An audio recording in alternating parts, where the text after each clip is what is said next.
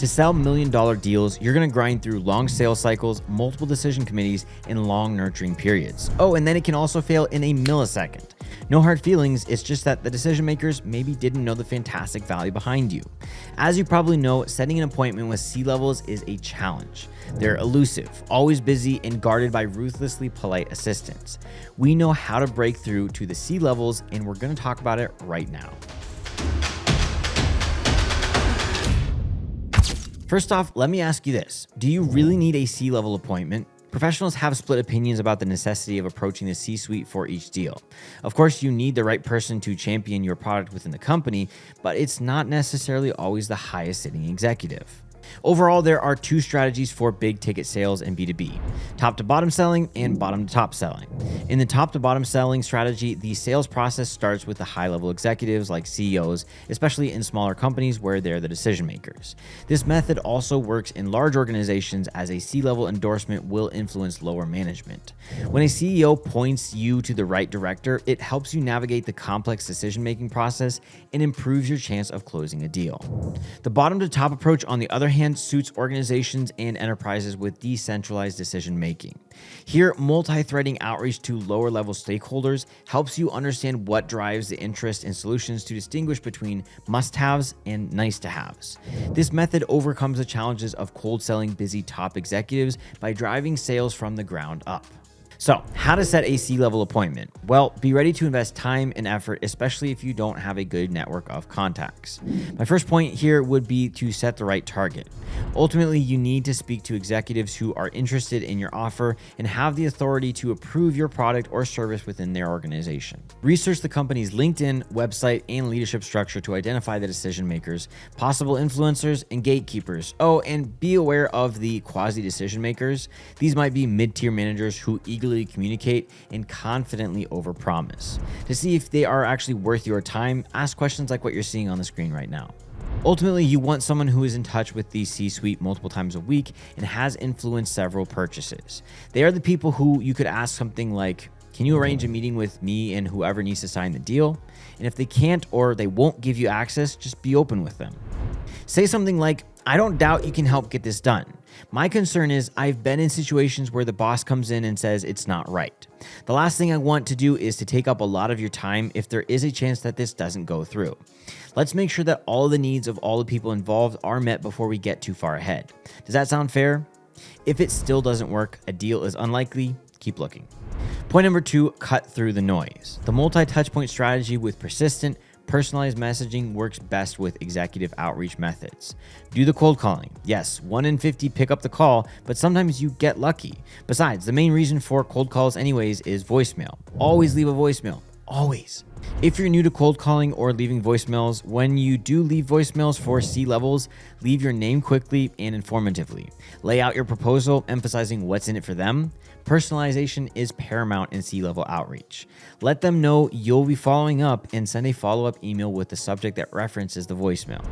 Try calling at different times. Avoid Monday mornings and Fridays, as C-level execs are likely busy planning or closing their week during these times. Midweek works best, especially after 4 p.m. when executives catch up on their emails. Don't forget, sales is about relationships. You may push your benefits all you want, but people only buy from people that they like. The right path to closing looks something like this. Build rapport first, talk less, listen more, avoid cliches and canned answers, hear what people say and adjust your answers. Seek constructive feedback when handling objections and aim to help, not sell. Yet another way to cut through the noise is by investing time in connecting online. Use LinkedIn connections and shared groups to engage with decision makers. I'm talking leave meaningful comments, asking questions, stepping in with relevant expertise, and even sharing useful links. When doing this though, make sure your profile mentions your company and is visible when commenting. For even more ways to cut through the noise, check out an article written by Yuri Boyko, our head of account management, where he breaks the entire topic down in great detail. You can find the link below, so check it out.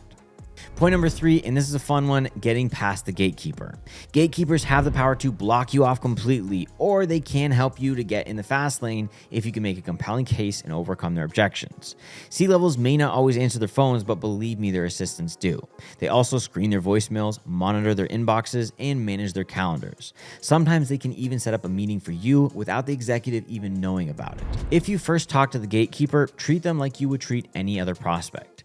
Convey a valid reason for wanting to speak with the decision maker, and don't make it about you or your solutions. Instead, focus on their pains and challenges. Show that you get their business and want to talk about their needs. On the screen, you can find a few ways to handle gatekeepers. Moving on to point number 4, be ready to talk. When setting appointments with senior decision makers, get on the same level, speak the same language, and maximize your time.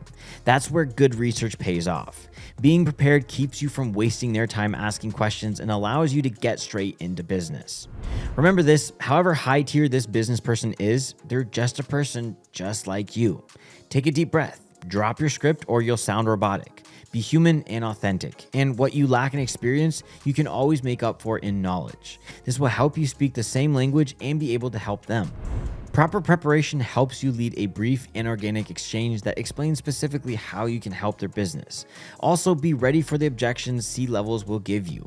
Pick your battles, keep pursuing only if you are confident your solution will help. Being honest in every situation helps build a good relationship and could potentially lead to an opportunity to monetize it later. Point number 5, hone your pitch. Here are 5 steps to make a perfect pitch to sell to C-levels. Start with an executive summary, identify the problem, quantify it with real dollar values, identify the opportunity they have to solve the problem successfully, and paint a picture of what the future will look like with your solution in place. Focus on the high-level goals and don't get into technicalities unless asked about them. When you talk value to the C-suite, keep it high level and focus on the results. The 4 aspects that they care about typically are revenue and cash, profit margins, return on assets, and speed to value.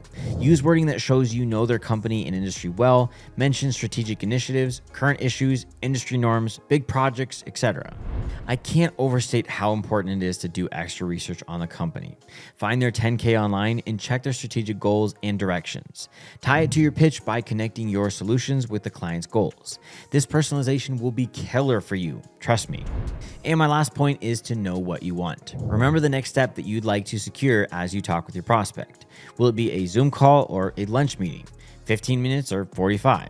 Does anyone else have to be there?